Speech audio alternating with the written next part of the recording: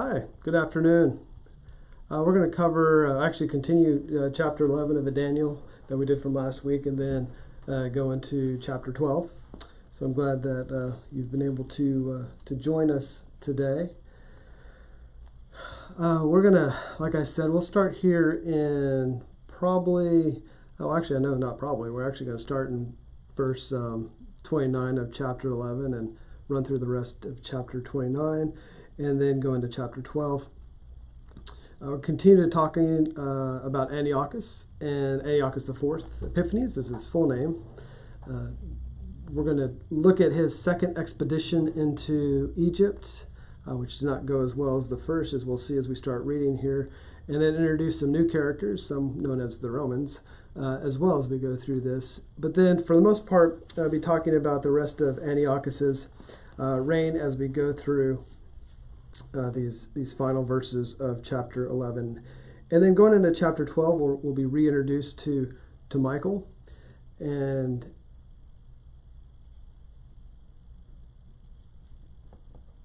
we'll see how that all goes throughout all of this. Hoping the audio works better today, as in this is the second time I've recorded this. So anyways, as we go through here, let's begin with verse 29 of chapter 11. And I'm going to read through 35, and then we'll discuss this a little bit more. At the appointed time he will return and come into the south, but this last time it will not turn out the way it did before. Something to remember, we had the kings of the south and the king of the north and the king of the south. The king of the north is Antiochus, and the Seleucids, the king of the south, or the people of the south, are the Ptolemies, and those are also the Egyptians, is what he's referring to here, because Ptolemies had control over Egypt during this time. Mainly Alexandria, Egypt, is kind of split up at this point. For ships of Kittim will come against him, therefore he will be disheartened, and will return and become enraged at the Holy Covenant and take action, so he'll come back and show regard for those who forsake the Holy Covenant. From him will arise, desecrate the sanctuary fortress, and do away with regular sacrifice, and they will set up the abomination of desolation. By smooth words he will turn to godlessness those who act wickedly toward the covenant, but the people who know their God will display strength and take action. Those who give insight among the people will give understanding to the many, yet they will fall by sword and by flame, by captivity and by plunder for many days. Now when they fall, they will be granted a little help, and many will join with them in hypocrisy. Some of these who have insight will fall in order to refine, purge, and make them pure until the end time, because it is still to come at the appointed time. So what we're looking at here is, well, of course, the entry back into Egypt, and then him meeting what we refer to as the Romans, or Kittim, ships of Kittim, actually meaning the ships of the Mediterranean Sea, or people of the Mediterranean Sea, or the Mediterranean coast. Kittim is actually the ancient word for Cyprus, also known as the western coastlands, but also some islands in that area as well. I would mainly look at it as a focus just on people who are coming from or within, as in within being the islands of the Mediterranean Sea. So like we know here, as Antiochus is beginning this second rampage. I like to use rampage because this guy was a tyrant. He was crazy. As he goes into Egypt, causing all kinds of problems, he is met by these people. Like I said, he's most likely going into Alexandria, and the Romans, at the request of the Ptolemies, have been called in to help. The Ptolemies and the rulers there in Egypt, specifically in Alexandria, to come in and keep Antiochus away. So the interesting thing, of course, being knowing in the future that the Romans would eventually defeat the Greeks. And so at this time, we're introduced to the Romans before they really truly come into power. I guess, lack of anything else, they would probably be best referred to as an emerging power during this time. So that's what we see going on in verse 30. anyways, as they were on their way to Alexandria, and as they were on their way to go after the the Ptolemies there in Alexandria, they were met by a Roman commander by the name of Gaius Populus Linnaeus. That's fun to say, especially if you say it fast. Who was sent by the Roman Senate to confront Antiochus on his way to Alexandria. And during this conversation, the idea that came across is that either if you attack Alexandria, Rome will form with the Ptolemies and they will come after Antiochus, and they will ultimately be declaring war not only on the Ptolemies but also on Rome as well. And so we see that happening here. So what happened was, at least this is how the story goes, and it's much like how the line was crossed by Colonel Travis there at the Alamo. Anyone who wants to stay and fight in the Alamo can cross this line. Similar sort of thing happens here. The commander actually, instead of a line, drew a circle around Antiochus and said, you cannot leave. You cannot leave until you give an answer of either you will fight the Romans and declare war against the Romans, or you'll leave in disgrace and go away back to Antioch.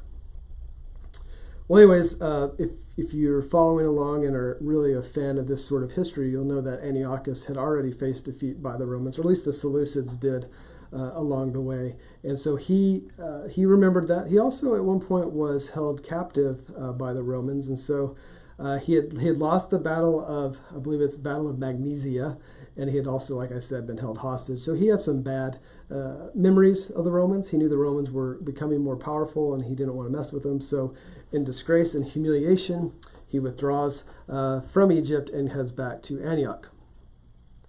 On his way back to where he had come from, the land of the north, he decides to pay a visit, or at least start sending some of his henchmen into Jerusalem, because as we know with tyrants, they do not like to be humiliated, and when they are humiliated, what they like to do is they turn to anger and start going after maybe a weaker people.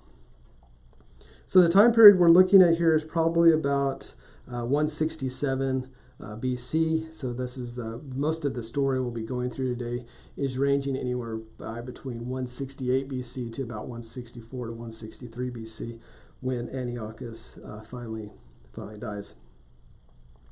So instead of him going into, so let me a few other stories before we get too far into this.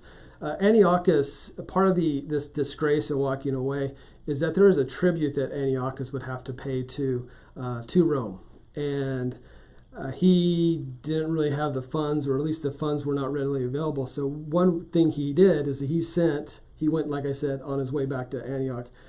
He went through Jerusalem on the way, or at least sent his people, some of his, I guess, like I said, henchmen through Israel or Jerusalem to collect tribute. One of the people that he sent was a mercenary by the name of Apollonius, and he was sent in, and at first he went into Jerusalem acting like he had come in peace, maybe just to collect some taxes.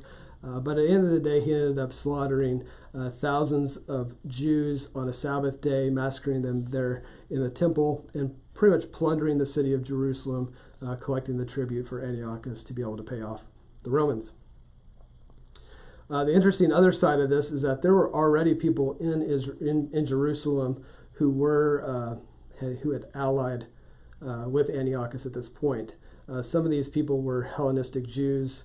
Some of them were like the high priest Menelaus, who we talked about briefly last week. And so instead of these high priests teaching and guiding the people of Israel, they had formed alliances with Antiochus in order not to be killed by Antiochus. But at the same time, the smooth words that you see there in verses 32, these smooth words is showing that Antiochus was a man he was a charmer. He was able to, for the most part, get his way by the way he spoke to other people, by the way he was able to charm them into doing things. And if he didn't, of course, what he would do is kill them. And so but at the same time, he was very much someone who could charm other people and convince them to help. And he had done that with Menelaus as well as other Jewish leaders along the way. Excuse me. I know I'm jumping around a little bit, but if we look at verse 31, you'll see a sanctuary fortress is a reference to here. how he desecrates this sanctuary fortress. This is showing how he will eventually desecrate the Jewish temple. It's referred to as a fortress, possibly because it was known as a place of spiritual strength, so like a spiritual fortress of strength. But it's also at one point used as a military citadel too. So again, like I said, this time period we are in is about 167. That's about the time of Polyaenus shows up there in Jerusalem, and this is when the full outright suppression of the Jewish religion really starts to take off. This is where all the traditions, including scripture, sacrifices, their feast days, for the most part were forbidden, and if they were not removed or destroyed or and ended up being kept by the people of Jerusalem, it'd eventually lead to death. While at the same time, while all of their Jewish traditions and religious beliefs were trying to be removed, at the same time the imperial cult religion was being introduced to the people of Jerusalem as well. During this time, it's probably around what we refer to as December. They would refer to on their calendar as about 15 Chislev. It hit its peak, and what we mean by it hit its peak of oppression is that this is the time that Antiochus put a statue of Zeus in the temple to fully desecrate the temple, referred to as the abomination that causes desolation. On 25 Chislev, offerings were continuing to be made. They were being made to Zeus, but to put insult to injury, they were offering pigs, which, of course, as we know, Jewish people find to be, we'll just say, unsavory. And so they were, as you can see, insult to injury heaped upon the Jewish people. The temple was now completely desecrated, and there is no more Yahweh worshipers allowed or even around the temple at this point, because there's no way they could worship. Why is this significant? Well, that's one way how the people of Israel were able to identify themselves as people of God.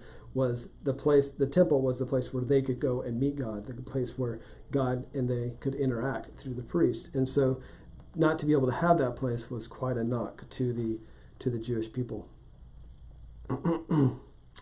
What we do know as we go into 32 into 33, because we start talking about people of insight, we start talking about righteous people. Not everyone in Israel, I'm interchanging Israel and Jerusalem. We know that around 700 BC, Israel was destroyed by the Syrians, and so we're really just talking about the north kingdom, the Judah, at this point. So, but they are still the people of Israel. But anyways, think about this. So in Judah, we'll call them the Jewish people. They're in Jerusalem. There were still some righteous people in that area. There are still true believers during this dark period. One of them being the people were known as the Maccabees, and they were from an area of Modan, which is about 17 miles northwest of Jerusalem. And they refused to forsake God. They refused to forsake their traditions, their religious beliefs. And if you were following along the last couple of weeks, you saw that we had talked pretty significantly about what eventually became the Maccabean revolt. I'm not going to go too far deep into that today because we've already talked about it. But for the most part, this family decided not to fall prey to Antiochus, and so they led a revolt. It ended up being a successful revolt. It took a couple of years after several of the brothers were killed, and eventually Judas, who ended up being referred to as Maccabee, was the victor over Antiochus, and Antiochus eventually goes away, or at least is removed from power, as much power as he had. And at that point, they were able to rededicate the temple over an 8-day period, which is now what we refer to as Hanukkah. So that all happened during that time. And again, I encourage you to go reference 1st and 2nd Maccabees, what we refer to as the Apocrypha, or to go back and listen to some of these previous weeks that we really dug really deep into the Maccabean revolt. As we continue to see in verses 33, 34, and 35, those who are wise, who have insight, here are the teachers. They, along with other faithful, suffered significantly. Many were martyred. What we're seeing here is Daniel, or the author at this point, is trying to make a reference to all of Israel, all the true believers of Israel. and how they're continuing to follow God through this significantly oppressive time. We know that tens of thousands of the Jewish people were slaughtered during this time, especially those who were faithful or known to be faithful. And a lot of these, the heroes, as you can refer to them, are referred to if you go to Hebrews 11:34. That is a reference back to the martyrs and those who were faithful during this time. Going into verses 34 and 35 here, we see when they fall into a period of oppression, so those who are faithful will fall at this point, will not get a lot of help at this point.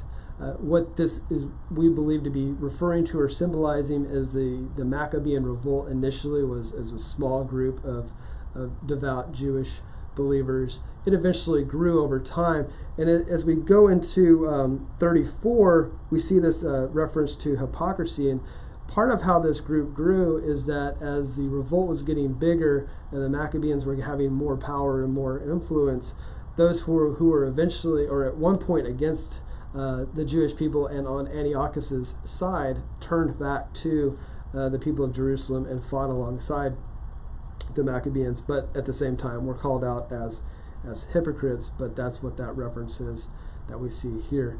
So once they realized that they would be killed for siding with the Syrians, Seleucids, Antiochus, all the same thing, or relatively the same thing, they realized that they were going to lose, and so they came back to the Jewish side of things. Going into 35, those who stumble or fall are to be persecuted. The purpose here is through the fire is to cleanse, so there's a purity option as we go through here. Each time you see the refine, the purge, and to make them pure until the end of time. Probably the better way to look at that is the end of this time, or the end of the period in which they're existing, the epoch in which they exist. And at this time, that was the epoch, or the period of time in which Antiochus IV was oppressing the people of the Jewish people. We know after this time, after Antiochus falls out of power, the Maccabeans took over. There were several other kings along the way for the next 100 years till the Romans take over. So the period ended for Antiochus. The oppression ended. It still was not great for the Jewish people. If you look at the next 100 years, the kings were not great. It was a better time for the people of Israel, or the Jewish people, but it was not the best of times by any stretch. But anyways, the appointed time is the time that God decreed for Antiochus to no longer be in power. So, like I said earlier, and we're going to dig a little bit deeper into this here in a minute, or actually once we get into chapter 12. Antiochus most likely died around 163 BC. There's some, not debate, but discussion if it was 164, 163, and if you're really into that, you can dig a little bit deeper. But let's continue on into here, because it's going to get a little bit more, I would not say controversial, but a lot of what we're about to discuss as we go through the rest of chapter 11 is debated about who this king is that we'll be referring to. Excuse me. So who is this king? Who is the king that we'll see coming in verse 36? Some people, especially since probably about the time of Jerome, which was the 4th century AD, about that time, would say that possibly the king here is the Antichrist. Others would say, and even during Jerome's time and later on, would say possibly this is not the Antichrist, but this is a continuation of the conversation about Antiochus, and this is the Maccabean tradition continuing to tell a story about the oppression of Antiochus. Also along the way, the oppression of the other people who had attacked Israel over time, and how that had changed and shaped Israel over time. So I'm actually going to go in that direction. I'm going to go with a more historical account of the belief here, because I think it's overdone, this being the Antichrist, and I think the use of the way the end time has been misused in many ways. And I really, based on all the research I've been doing here, is seeing the end times and the end of time, and this reference to the king is more of the end of time, in which the context in which the Jewish people were living when Daniel was written, as well as when Daniel was being read by the people in the 2nd century BC. Now, I want to provide, even though I'm going to go with the Antiochus IV, I want to provide a little bit of context about why some people would not believe it would be Antiochus the fourth. One of them is that, remember, he did not exalt, and what we'll see as we read through verses 36 and 39, Antiochus did not exalt himself above other gods. Remember, he did put Zeus, and he did worship Zeus in the temple. So you do have that as one example of where he did not think that he was the most powerful of gods, though he thought he was some sort of divine being. Another one is that he did not come to an end in what is known as, what you'll see is called the Beautiful Land, Palestine, Judah, all the same region. He actually died in Persia, which is where, of course, more of the northern tribe of where not the northern tribe, but the northern kingdom from which he came. So like I said, who is this king? Is it the Antichrist, or is it Antiochus? And we'll see a little bit more in chapter 12, verse 2, related to the king will live in the latter. There's some references to the king will live in the latter days. I'm looking at that, the latter days of the rule of Antiochus. That we have references to the resurrections of the saint will take place immediately after God delivers his people from the evil individual's power. I think there's some good argument that he's referring to the righteous Jewish people, not referring to people in general who are righteous, because a lot of times we like to take Daniel and Revelation and put it in our own world when that was never the intent of the author. And it also seems, and so you could argue also that this seems to be an introduction of a king of the first time, which again would put the argument more towards the Antichrist. So the Antichrist and the use of the word king here, not that the words are interchangeable, but you could, pull Antichrist from king as a ruler over the earth during a period of time. So there's a little bit more argument there. The other side of it is that this is all about Antiochus, and there is pointing towards an Antichrist of what the Antichrist will do to the people, as in the oppression that Antiochus caused the Jewish people. So that could be another part of the argument as well, that it's maybe Antiochus on a historical side, in a historical perspective, but there is enough pointing towards a future Antiochus of what it could be like in the future. So, like I said, you can pick your poison of who you think, if it's Antiochus IV or if you think it's the Antichrist. In the following verses as we go through there, there's good commentaries on both sides of who it is. I've read them both. I've seen both sides, and I'm just going to stick with the Antiochus side of it at this point. So let's read 36 through 39.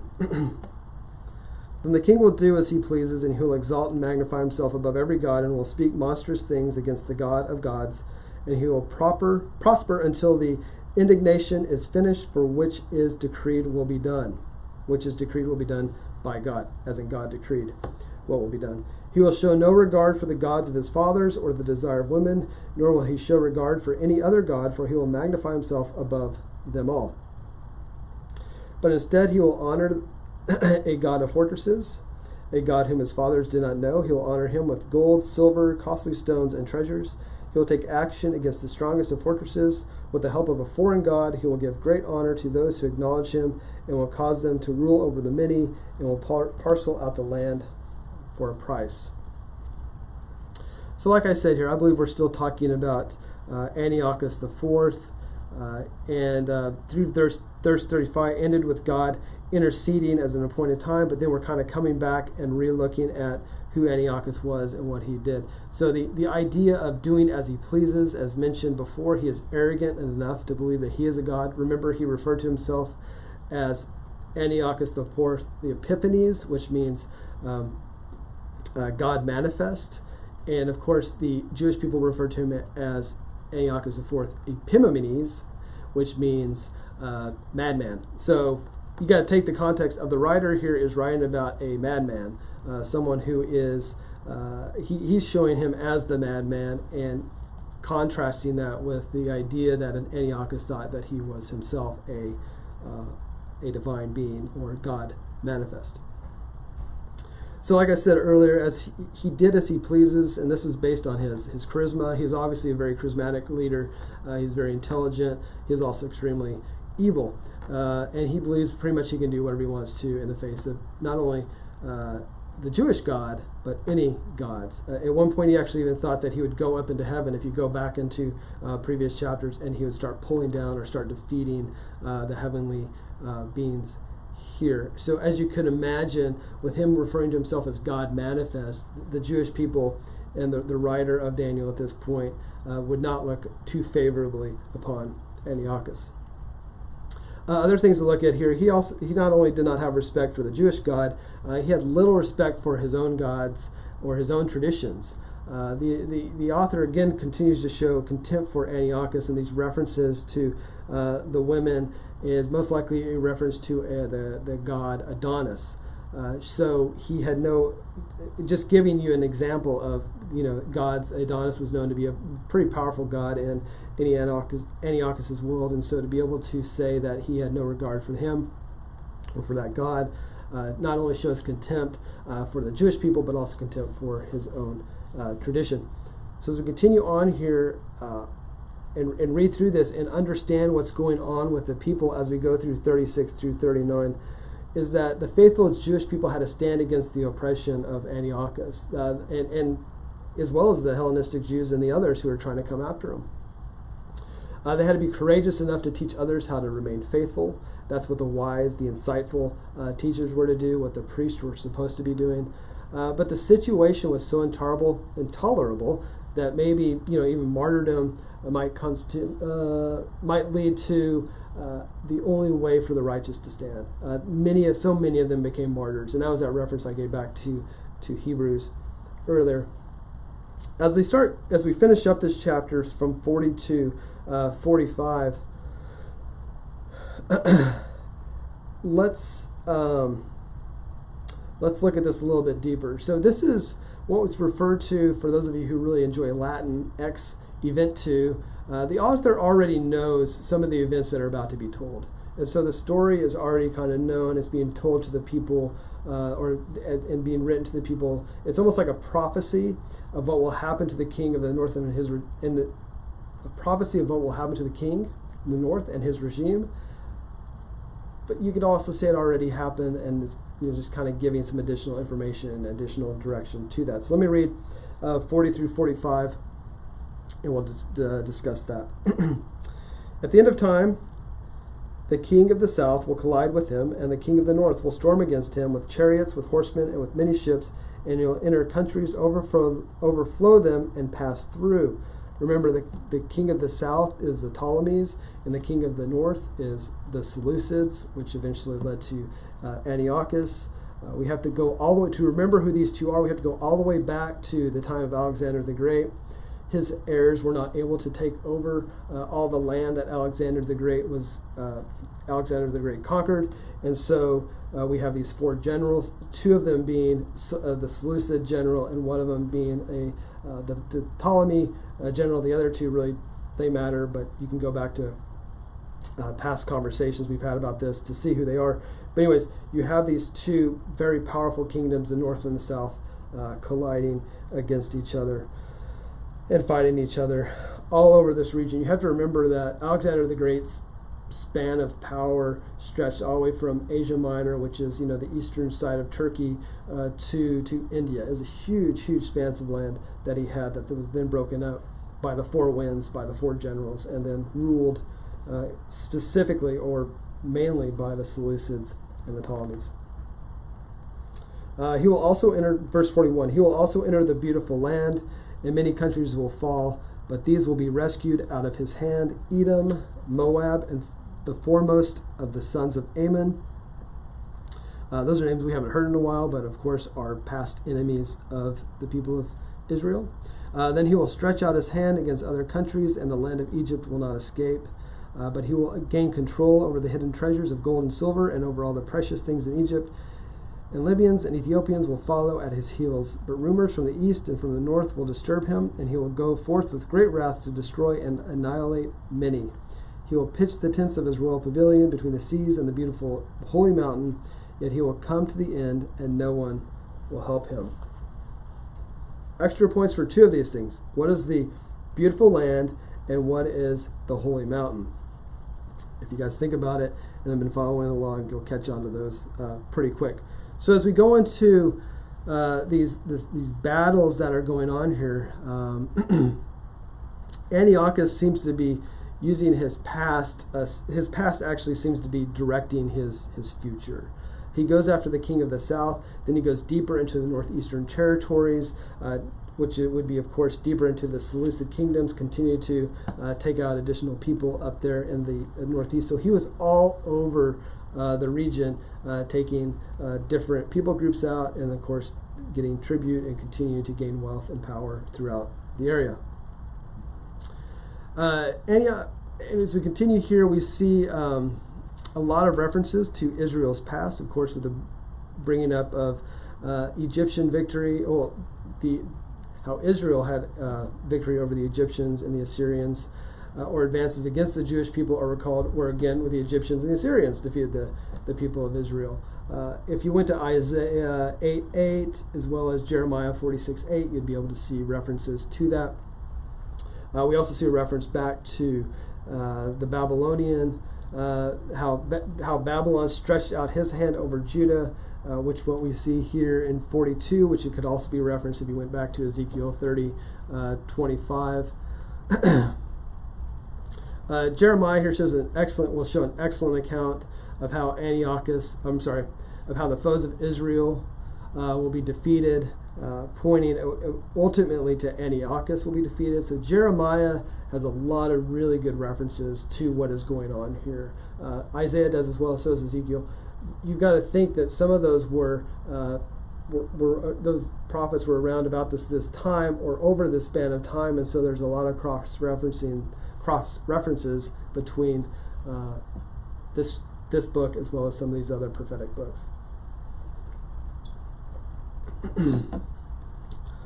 What we also see through verses 40 through 45 is that Antiochus' actions will continue to be outrageous until the end of his time, until his demise. We continue to see how the Jewish people will continue to suffer underneath him.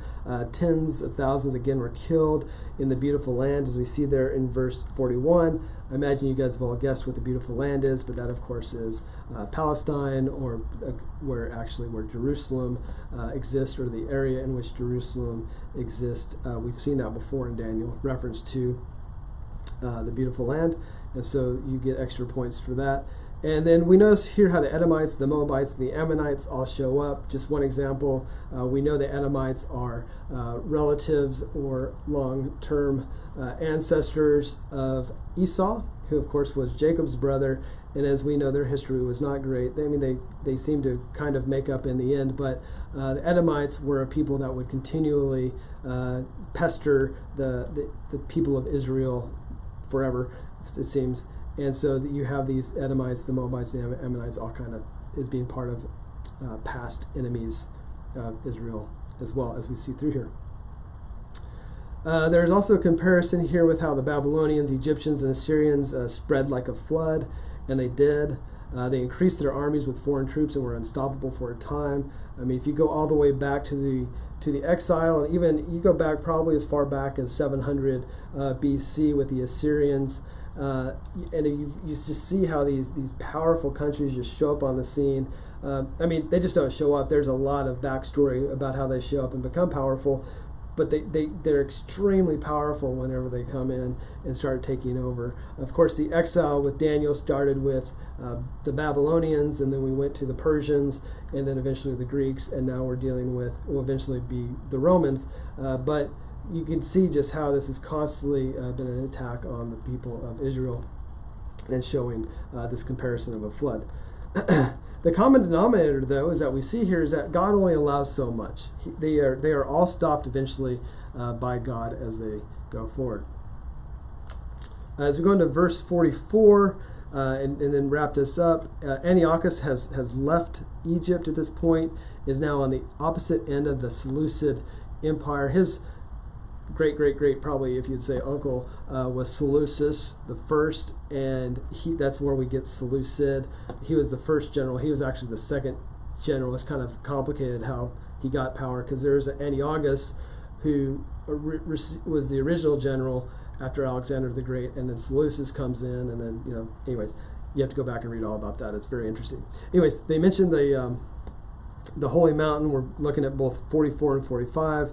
I imagine those of you who are following along guessed that the Holy Mountain is actually Mount Zion. He shows that he's pitched his tent there. It's his final battle is what that is symbolizing. Will take place in the land of Israel, for that is where his power will come to an end, though he does die in Persia. We also know, related to Antiochus, is that he had burned all his bridges. Though he was charming and pretty good at politics, it came to a point where no one wanted to be his ally anymore.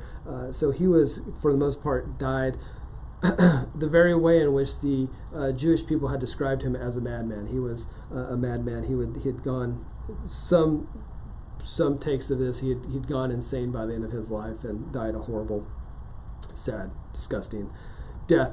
And as we know, he most likely died around 163 BC, so we can determine that this book was probably written, or this part of the book at least was written probably around 164 BC. So it just kind of gives us a little bit of take of that. There's not a lot of summary to chapter 11, as in the conclusion part, because if it wasn't for chapter 12, it would just continue to flow. So it almost feels like, and especially as chapter 12 starts, chapter 11 could have been 58 verses instead of 45, but I assume the Masoretes or somebody else along the way decided to put chapter 12 in here and to number it this way. But you'll notice here, as we move from chapter 11 verse 45 to chapter 11 verse 1, it seems to be a pretty smooth flow, and the vision that we have here continues, or at least the information that Daniel is getting here continues. And the reason that we use that is we use some context clues provided to us related to now at that time. As in, it doesn't say now in the future time, now in the past, now later on, anything related to that. It says at that time. We are seeing that it is not a new time, but a continuation of what the people and is what the vision was going on in chapter 11 continues on into chapter 12. As we go into this, we're going to read 1 through 4 and get a little bit of context here. The bulk of the information that we get here is kind of in the beginning and the end of chapter 12. The verses in between are, of course, very good, but we see a lot of really good insight of the early parts of chapter 12 and the end of chapter 12. So before we discuss that, let me read chapter 12, verse 1 through 4. Now at that time, Michael, the great prince who stands guard over the sons of your people, will arise, and there will be a time of distress, such as never occurred since there was a nation until that time. And at that time, your people, everyone who is found written in the book, will be rescued. Many of those who sleep in the dust of the ground will awake, these to everlasting life, but the others to disgrace and everlasting contempt. Those who have insight will shine brightly like the brightness of the expanse of the heaven, and those who lead the many righteousness like the stars forever and ever.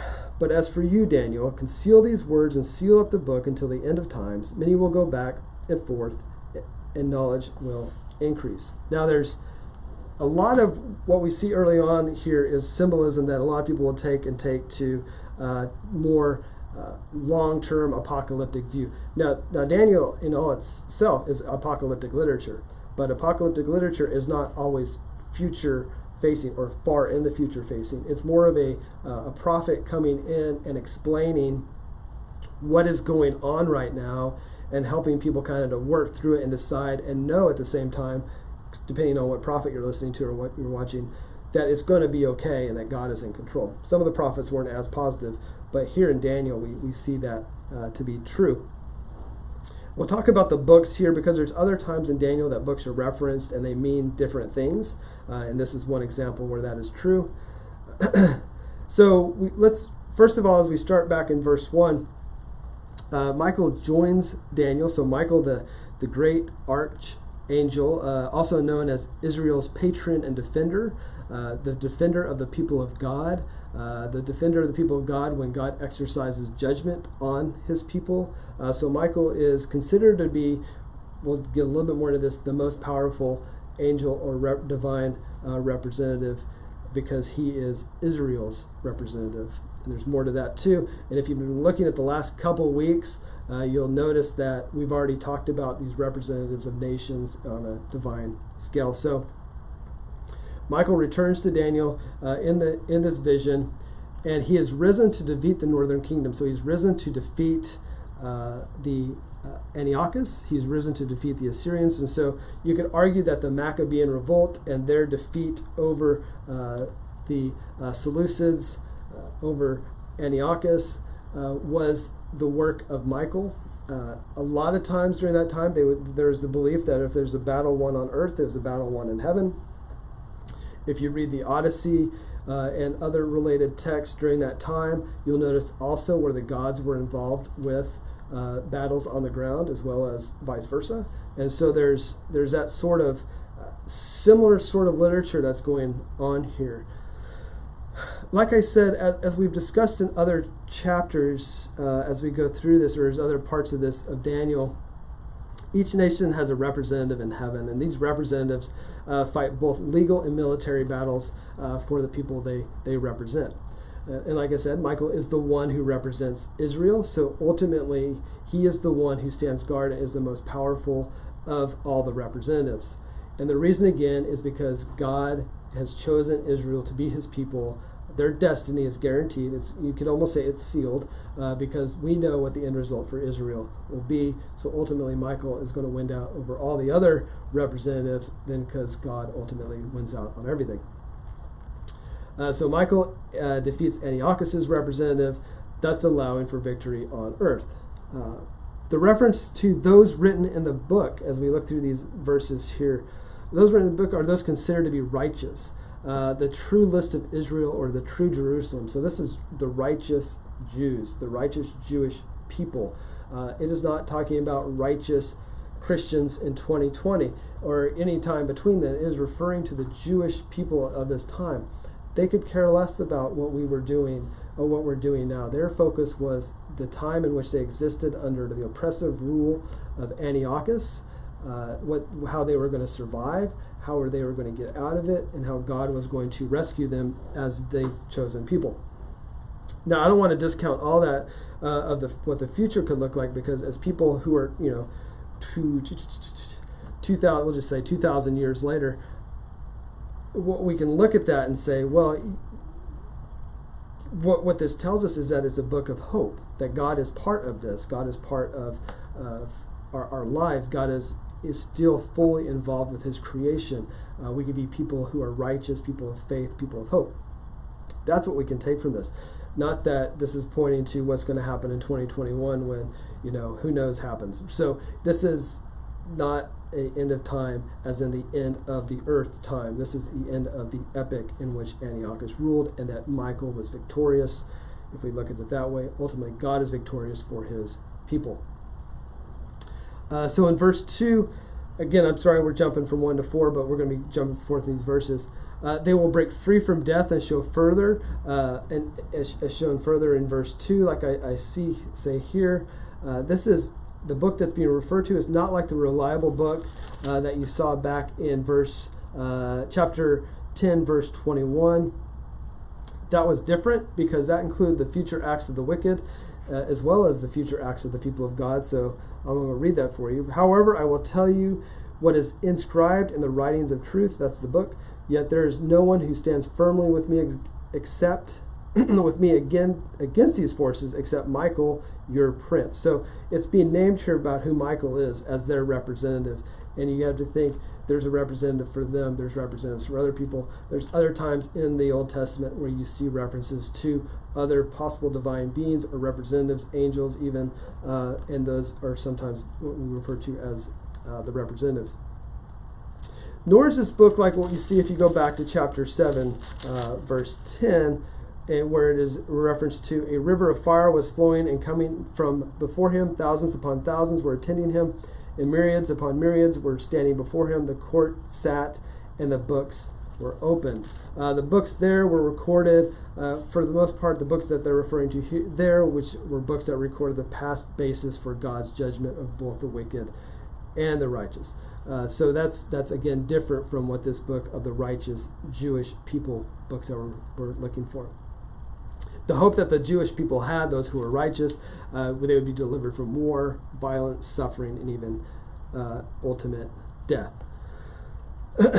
And so we get that as we work through this.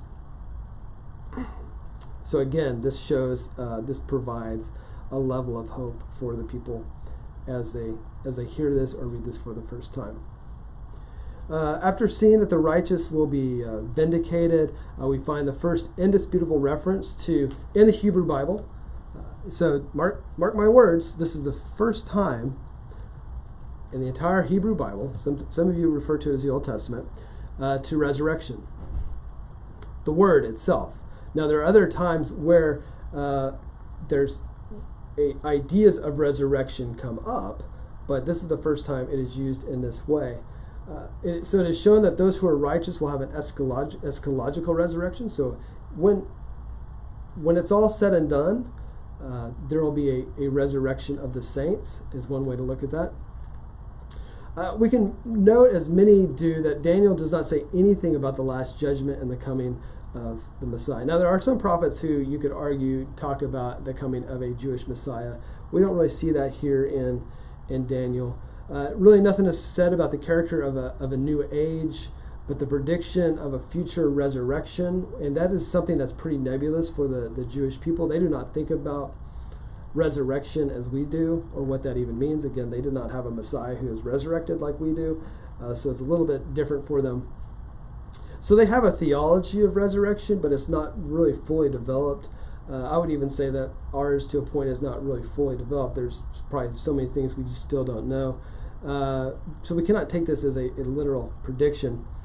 If you go back and you look at Jewish literature, the word or the actual term resurrection does not really show up until what they refer to as the rabbinic period, which happened sometime around the 1st century AD.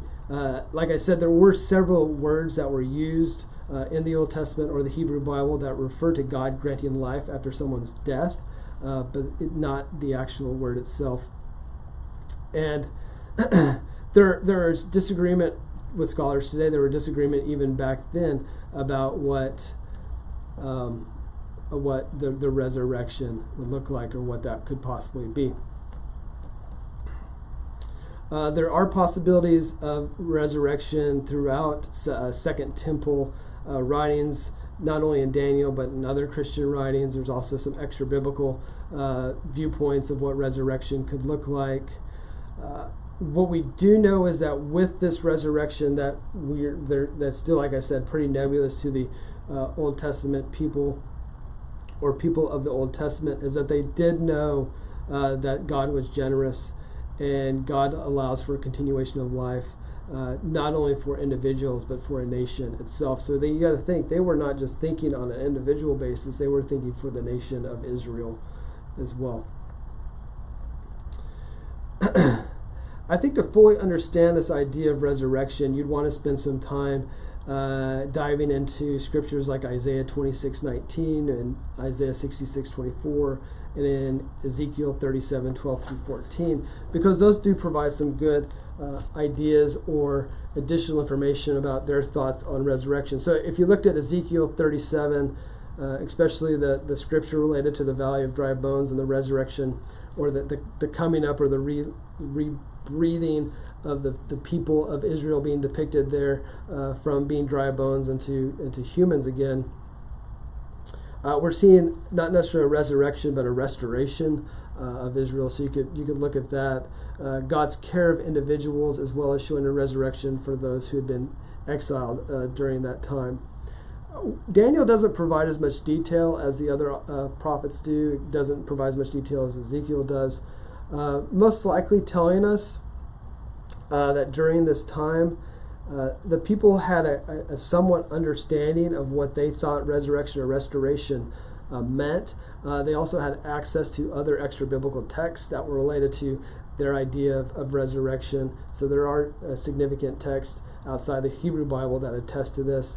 You have to remember during this time, and going well into the 1st century AD, the Sadducees and the Pharisees had debated about resurrection. You remember the Sadducees didn't even believe in resurrection. They didn't even think that was possible, while the Pharisees on the other side thought it was a strong and crucial belief to what they believed as Jewish leaders. So you have to think that there was.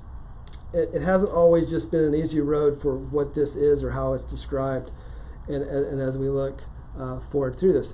Now, you're going to get some additional information if you went to the 2nd Maccabees. So the 1st and 2nd Maccabees, which some of you refer to as in the Apocrypha, has a significant amount of information about not only resurrection, but how this was all playing out. So it gives you a really good historical viewpoint. So if you were to, I'm just going to give you a point. So if you were to look at 2nd Maccabees chapter 7, verse 9, you would see a conversation that's being had by the mother of the sons that were fighting against Antiochus, and she's actually martyred. But you just listen to what she had to say.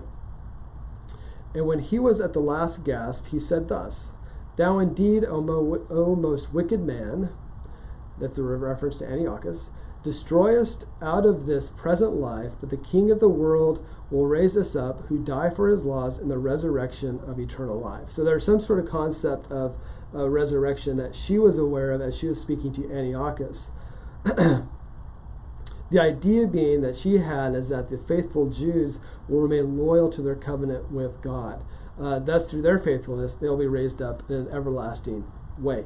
Now, we don't get a whole idea of what that looks like. You know, it was kind of hammered out a little bit more in the New Testament. There's still a lot of, it's still pretty oblique if you look at it. But there's a lot that we kind of get a little bit of an understanding of what's going on here. Ultimately, again, what the author is trying to show, not only in the Maccabees, but also in Daniel here, is to show hope and faithful God to people who've confronted unjust suffering and dealing with the death of the thousands of their own people and how they're dealing with it, the demise of their own traditions, the demise of their community is all happening, and how this allows for hope. This context steps up this message from the angle that God will provide the ultimate justice. With that justice, there is a resurrection, and for those who are righteous, as well as justice for those who are unjust. So justice is served for both the righteous and the unrighteous, as we see this going through here. As we continue on, like I said, the first few verses here in chapter 12 are pretty top heavy, and then it kind of flattens out, and then at the end we'll have a little bit more. But as we go into verse 3, many of those who sleep in the dust of the ground wake to everlasting life. We'll continue on through that. But when we talk about those who have insight will shine brightly like the brightness of the expansive stars. Those who are insight or wisdom are the teachers. Those are also the priests, those who have been given wisdom and who have remained righteous along this time, and this time of teaching the people about how to be Jewish. You have to remember, again, they're now back in Jerusalem. They're now back where they originally came from, for the most part. A lot of them are there. Not all of them returned, but for the most part, they're all there. And so they're still trying to learn what it is to be Jewish. They're still trying to remember what their traditions were and to keep those traditions. And it's something that they're constantly trying to do and remember and keep and grow. And it's something that we sometimes, I think, take for granted, that they knew how to be Jewish. They knew how to live this way. They knew how to do this, this, and this. But the thing is that is this constant education they had to have and remembrance of who they were, because it wasn't just Antiochus and the Syrians around, the Seleucids. There were other outside influences as well that were constantly coming after him, especially there's a Greek influence. That's why you had Hellenistic Jews. They were causing problems as well. And so you had to continue to work and help people remember why they are God's chosen people. The idea of shine brightly is a celestial reference. You see a lot of that in this sort of text related to having kings or some sort of other significant beings being up within the stars. It's kind of that linkage that we've talked about before, about the linkage between heaven and earth. Again, this was discussed probably more in chapter 10, and so you got to think that's there. Again, like he said, if you go back to chapter 10, Antiochus thought that he would storm heaven's gates, so there's that connection between heaven and earth as well.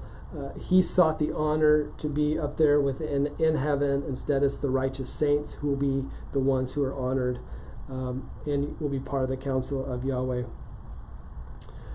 You have to think about, this is about life on earth as the saints, pointing to a heavenly character, as the two, heaven and earth, are intertwined. As we go into verse 4, Daniel is told to hold on to the seal or keep away this vision until the time of Antiochus IV. That would be for those who are existing and living during this oppression and during this time period. Once this time happens, the mystery will be revealed to the people. So they'll be able to hear what it is that God is trying to teach them and be able to have a grasp of a hope in the future where God rights the wrongs of the earth, of the tyrants, where God shows justice to those who are righteous as well as justice to the unjust. As we continue on into verse 5 and going forward, we note again, then I, Daniel, looked, and behold, two others were standing, one on the bank of the river, and the other on the bank of the river. And one said to the man dressed in linen, who was above the waters of the river. When we see someone dressed in linen, we know that to be a celestial being. A question that we've heard before: how long will it be until the end of these wonders? I heard the man dressed in linen, who is above the waters of the river, as he raised his right hand and his left toward heaven, and swore by him who lives forever, that it would be for a time, times, and a half time. And as soon as they finish shattering the power of the holy people, all these events will be completed. I'm going to continue to read through the rest of this just to kind of give it all one good coherent feel. So verse 8 of chapter 12. As for me, I heard but could not understand, so I said, my Lord, what will be the outcomes of these events? He said, go your way, Daniel, for these words are concealed and sealed up until the end of time. Many will be purged, purified, and refined, but the wicked will act wickedly, and none of the wicked will understand, but those who have insight will understand. From the time that the regular sacrifice is abolished and the abomination of desolation is set up, we've seen that earlier, we were talking about abomination of desolation, that's related to the temple, there will be 1,290 days. How blessed is he who keeps waiting and attains to the 1,335 days. But as for you, go your way to the end, then you will enter into rest and rise again for your allotted portion of the end of age. So this is kind of pointing to,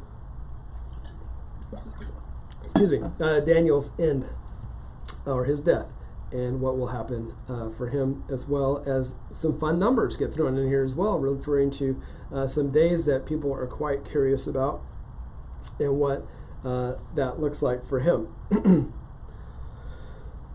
So as we go into this, we have the again, two individuals standing next to the river. We've seen river scenes before. We saw a leopard standing next to the river earlier on in Daniel. We've seen others, humans standing along a river if you go back to chapter 8. Again, pointing, typically when you see that river standing, there's some sort of revelation that's about to happen, or some sort of important event is what you'll notice a lot of times what happens. So what Daniel is witnessing, another angelic conversation, or at least another celestial conversation at this point between two beings. And I imagine we aren't given a whole lot of details about who they were, and we aren't even given a lot of details about who the man dressed in linen above the waters is. There's debate and conversation about it. About being angels, just being other people, just being people as part of the vision. Assuming, based on the contextual clues here, the one in linen is an angel, or at least a messenger who's providing some additional information. It doesn't specifically say if it's Michael or not. It could be, but we'll just have to we can work along with that as we go forward. In verse 6, Daniel hears them hears him ask a question related to how long will all this take. Most likely it's the very question that Daniel wants to know. I mean, it is his vision, so he probably had some sort of influence about what this is like. This is again similar to chapter 8, verse 13, where there's a question, and this is related to the lamb and the goat vision about how long all of this oppression will continue. In verse 7, we get some fun symbolism here, or at least interesting symbolism, depending on what you think is fun, from the angel who is dressed in linen. We have a lot of mystery. Some would refer to it as a response that of a mystery and awe type response. Some of you would refer to it as a shock and awe type response. At first, he seems to be swearing to God, as in he's swore by him, as you see there in verse 7, not swearing at, but swearing by. We can see this reference of him pointing up to the contrast of the temporary suffering of those on the earth and the infinite presence of God, and contrasting the two together. The lifting of the left and right hand seem to symbolize the reversal of the fragmentation of the power of the holy people. It also is a sign of a solemn vow that's being said, or a solemn word that's about to be said here as he continues to have this conversation, or at least to provide information. No exact date is given. That's why this is a mystery. And I don't say mystery in just because I'm not just saying mystery to say mystery because I don't know. It's mystery because it's a revelation, something that will be revealed over time. We've seen in earlier on in Daniel where Nebuchadnezzar referred to mysteries if Daniel could help him with a mystery. And what that means is Daniel could help him with a revelation to reveal the meaning of what is about to be said, or what about to be seen, or what is about to happen. So again, it's not just, it's a throwaway word, it's what mystery is meaning here. As we continue going on through this, like I said, there's not an exact date is given, but we do get the time and a half, the time and a half and a half and a half. Anyways, that probably symbolizes what some people would guess is probably about 3.5 years. We'll dig a little bit deeper into that in verses 12 and 13, when we actually, verses 11 and 12, when we look at that here in a minute, when it gives you some days to work with. It doesn't give us a time that the suffering will end, but it does give them the hope that the suffering will end. So take that as you will. None of us knows when our own suffering will end. Very specific example, none of us knows when this coronavirus thing will end. It will end. God promises that evil, pain, suffering will end. We just don't he doesn't give us a date. It's just the way this all works out. As we continue on into verses 8, 9, and 10, Daniel asks another question regarding the possible outcome of the events. Again, there are some answers, but there's still a significant amount of uncertainty. And that's how we have to sometimes live too, and that's okay to live in uncertainty and mystery. Not uncertainty that God is not who he says he is, but uncertainty is we don't know what the next day is going to hold. But we can have a certainty that God is with us, and God is part of everything and part of helping us and guiding us, but there's still that uncertainty of what exactly is going on here, and that is just kind of part of the mystery of the world in which we exist. Daniel is told to go your way, as in it's almost like it's ending for Daniel, not in a bad way at all, but I mean, you come to an end of your time. You come to, just like Antiochus, the very evil guy, came to his end. We all come to our end at some point. The end of our journey, the end of a time period, the end of a season of life.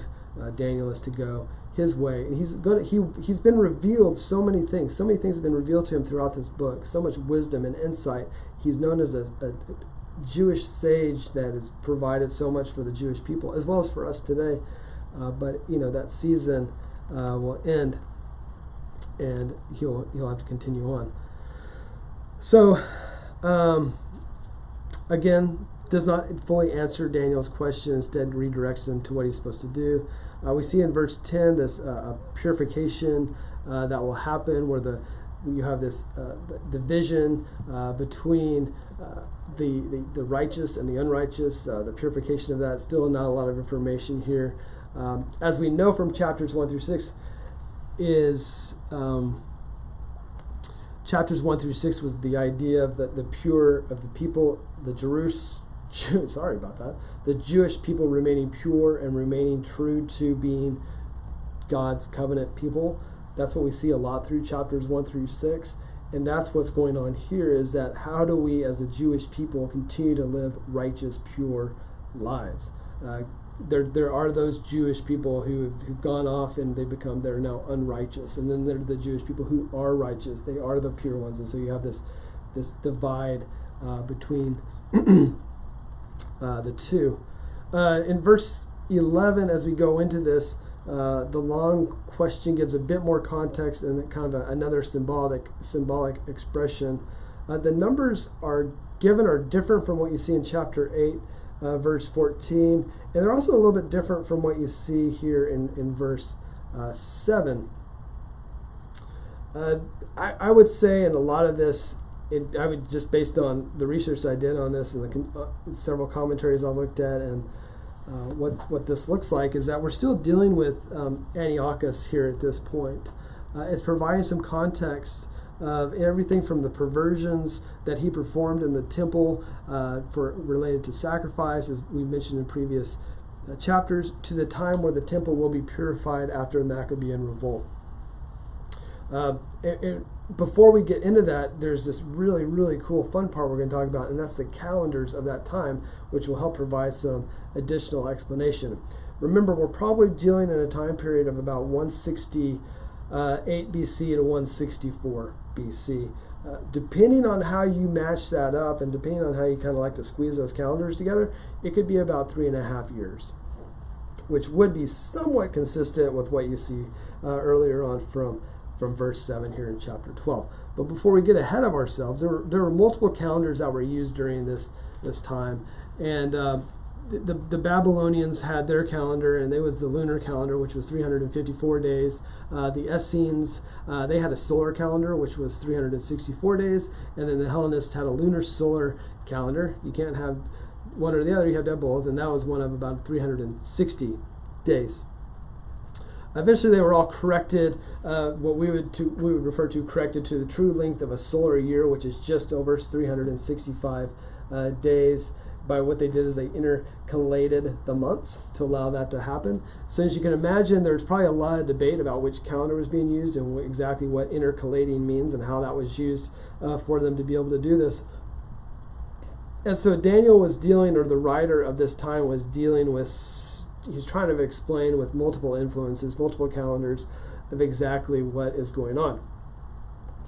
It is our understanding that they ended up using a version of the lunisolar calendar, and it seems to be the most straightforward with what was trying to be accomplished here.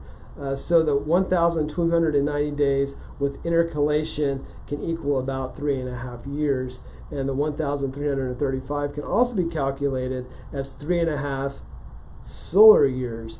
And so again, that is close to what we see back in verse 7, but probably just a little bit longer.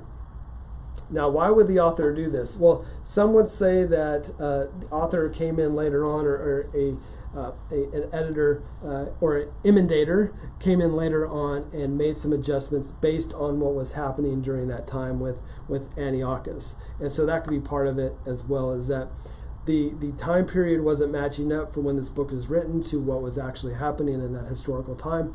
And so they came in and made some adjustments. Perfectly possible, and no problems with them doing that, because that happened with most texts. They were edited and redacted over time. Other scholars see 2 additional periods to represent very unspecified stages of a new era of victory after the persecutions, again, the persecutions of Antiochus. What we can determine, like I said, this is most likely between 168 and 164, and we can imagine a lot happened during that time period. But just to provide a little bit more examples here about what could have happened during that time. So verse 11 being the beginning point of this could be the time of one of Antiochus's first edicts against the people of Jerusalem. then leading to, over this time period, the actual desecration of the temple. So you remember when he came in after being embarrassed by the Romans in Alexandria, he came in and provided these edicts. This is how you should live. This is how you should live as my people. You can no longer be Jewish people. If you do, I'm going to kill you. All the way through the desecration of the temple, and then the enforcement of the ban of regular sacrifice, as we see in chapter 11, 31 through 33. Leading then to, ongoing issues, and then eventually coming back to the Maccabean revolt, and then the rededication of the temple. So when it's all said and done, either way, what the point of all of this is that it's showing that there was a story and there was an oppression, and Antiochus came in and he caused all kinds of problems. He caused the oppression of the Jewish people. But at the end of the day, God is there and God is faithful, and God at the time in which he chooses, as we see through all these examples of these other empires that have tried to take out Jerusalem, God will come in and he will take care of the people of Israel. So final verse of chapter 12 of the book of Daniel. We have a few things here related to the seer that is being spoken here. The seer is behind Daniel, and it's almost like he's looking forward or looking back, I guess, if this is based on when this was written, to the death of Daniel. This being in linen encourages them to face life, to go your way, and to rest. Death, which relates directly to the discernment of all this. The picture of death as rest and coming back to life and rising from sleep points back to verse 2. So there's that reference from verse 13 in chapter 12 to verse 2 of chapter 12.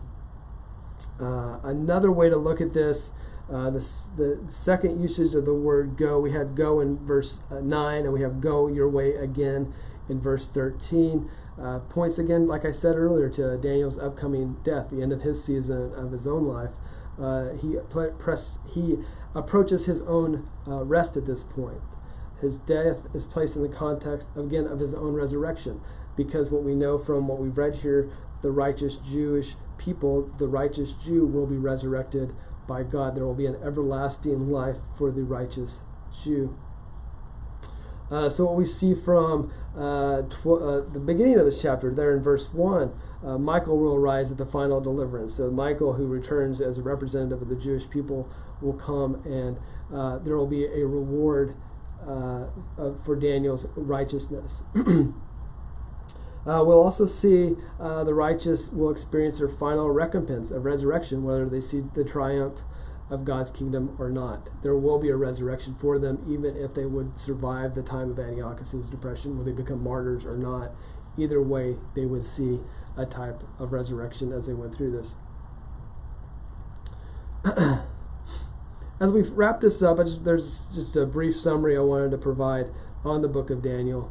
And we begin this vision of Daniel of looking at Persian rule, and it ends eventually, Persian being, of course, Antiochus, ends with the hope of everlasting life. So as we went through chapter 11 and chapter 12, and of course other parts related to Antiochus as being the last part of the three of the four rulers over the people of Jerusalem, or the Jewish people, there is that hope of everlasting life.